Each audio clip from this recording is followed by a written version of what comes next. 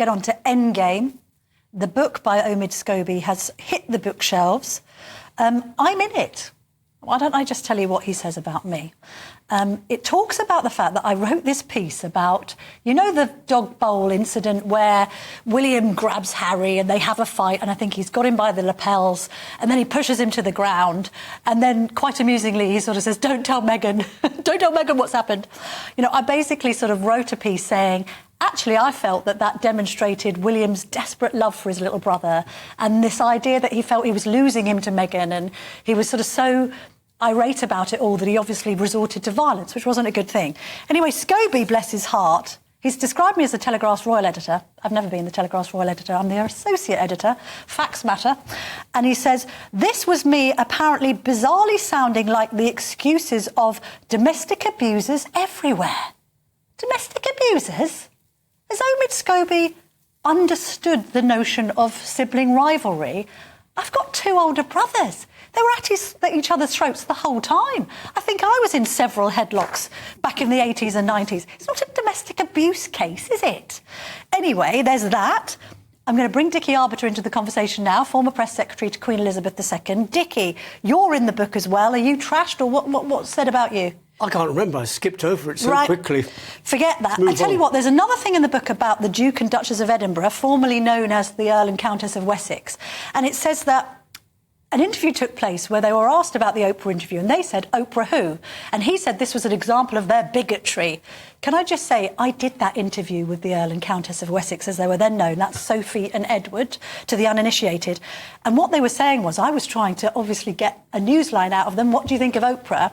And they kind of went, Oprah who? As in, you know, we can't really mention her name because it's all very sensitive. So again, that's taken out of context. Interestingly, you know, the only person at the royal wedding that didn't recognise Oprah, do you know who that was, Dickie?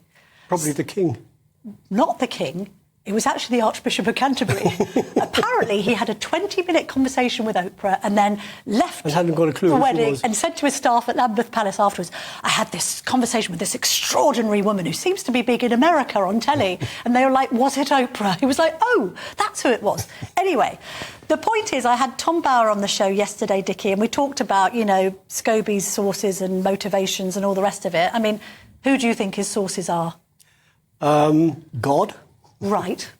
Somebody up there. Yes. You know, sources is always very easy to put down in a book because it means that you're safe, you're playing safe. Yes. There's some breaking news on this, you know that. Yeah, go on then, yes. Something's happened in Holland, this book. It's in Holland, yes. They've had to pulp the publication there because it names whoever was the royal that talked of Archie's skin colour. Right. Now, I'm a bit confused because there's sort of talk, was it a royal or was it somebody in the royal household? Or was it royals, plural? Because Omid's been giving these interviews saying, oh, well, I know who they are, but I haven't put them in the book. Yeah, well, then Tom Bower said he had put them in the book. We're not going to mention any names here because, you know, I think legally it's probably unsound to do so.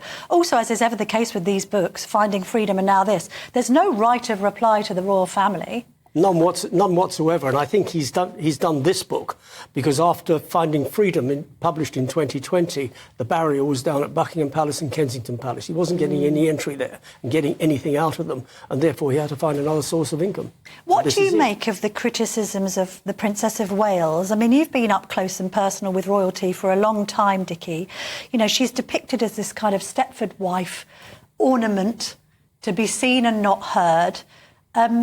It seems pretty unfair. It's very unfair. He seems to be trashing the King, Prince of Wales and the Princess of Wales. They are his bête noire, and he's having a go at everything that they do, that they are allegedly the future of the monarchy, but unless they change their ways, there isn't going to be a monarchy. So he's actually trashing the monarchy.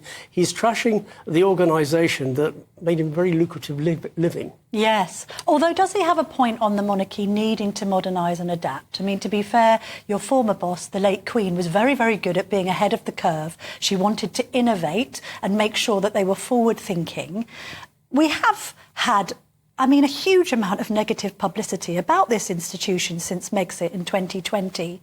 Does he raise a point about particularly in light of, for instance, William and Kate's Caribbean tour, that actually the royals can't do this thing that the late Queen did of never complain, never explain? No, they've got to say something. Now, it's unfortunate in the Caribbean there were errors made, and errors made by the people on the ground in the Caribbean and the people on the ground at Kensington Palace. They should have looked at the optics. It's not rocket science. You look at something, you've got youngsters behind a fence that's about that high, that's not very high.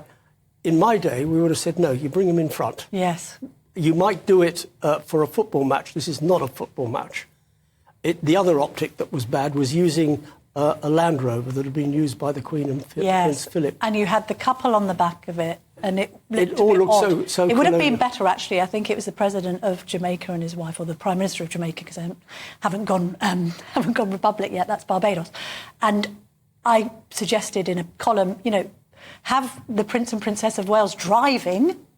And the President on the back. Exactly. Yes. It would have looked a lot better. Yes. Let's also talk about the royal reaction to this, because they have just opted for a dignified silence. Keep calm, carry on. It's kind of the epitome of the slogan on the tea towels. Is that the right approach? I mean, would it be beneficial for William and Kate to do some kind of sit down and discuss all this, or is that the way that madness ends? Let's go back to Margaret Thatcher. Yes. When she was having a go at the media and all that publicity for the IRA, she said, do not give them the oxygen of publicity. And the same applies to this. What do you say? Look, I've only read probably a third of the book. I've been working today, so I've been snatching time between. And this third of the book is rehashing stuff that has appeared in newspapers over the past 15 years. Although that is the stuff of royal legend, Dickie. What's the old expression? It ain't old till it's told. It ain't old till it's told, but it's been told time and time again. There is nothing new so far. All right, we'll clear up one thing that's been retold. Does the king have his shoelaces ironed? No. And does he have his toothpaste squeezed? Look, that story emanated when he broke his arm in 3 places. Yes. His arm was in a sling like this. Yeah. He couldn't squeeze toothpaste. Yes. I had my arm in a sling a few years later because I had an operation on my shoulder. I couldn't squeeze. I had to get my wife to squeeze it for me. Fair enough. So, come on, let's this story go away. But then there was the kind of, I think it was Jeremy Paxman that wrote in his book about having a collection of eggs boiled and then he'd choose one to his liking. I mean, is this a demanding and difficult man, I have as had Omid breakfast suggests? with him. Right. And no, it doesn't happen. If I want an egg 4 minutes, I'm going to sit there with a stopwatch and make sure it's 4 minutes. I know, and but get we it don't out. think the king is boiling his own eggs, let's be perfectly honest. But OK, I take your point. Also, what about William? He's described by Scobie as being hot-headed, of briefing against his brother to improve his own publicity. Do we believe all that? No, he would say that, wouldn't he? He's got a beef against the Prince of Wales. He's got a beef against the king, and he's going to say anything in order to make the point that they are not very nice people, and unless they change, we're not going to have a monarchy. Yeah. That's the bottom line. That's what it's all about. Change, otherwise the monarchy is history. Would it be good PR for the King and the Prince of Wales, finally, Dickie, to make up with Harry and Meghan? I mean, to take the moral high ground. I know that's really difficult, but we did hear some reports about a Christmas invitation that either was sent or wasn't sent and all the rest of it. It looked as if there was some hope for reconciliation. If the King and Prince William rise above, from a PR perspective, doesn't that make them look stronger? I'm going to answer a question with a question. Go on. You're a parent, and your child has done what Harry's done. What would your reaction be? I mean, I wouldn't be happy about it. And I think this whole idea of sort of trashing your own family is Trashing your appalling. family in Oprah, trashing 6 hours on Netflix, a book that sold countless thousands. Yeah. Come on. I know, but you might look at him and think, look, he's damaged, he's got a huge amount of baggage left over from his mother's very tragic death. He's confused. He's married a woman that doesn't really want to be in the UK or have any more ties to the royals. Therefore, they might pity him a little. But if you give too much, how much of it is going to stay private? How much is going to end up in the media? Well, probably a lot more to come, Dickie, I'd imagine. Yep. I mean, it keeps us in clover, but at the same time, not good for the royals. Dickie Arbiter, thank you very much indeed for joining me this evening.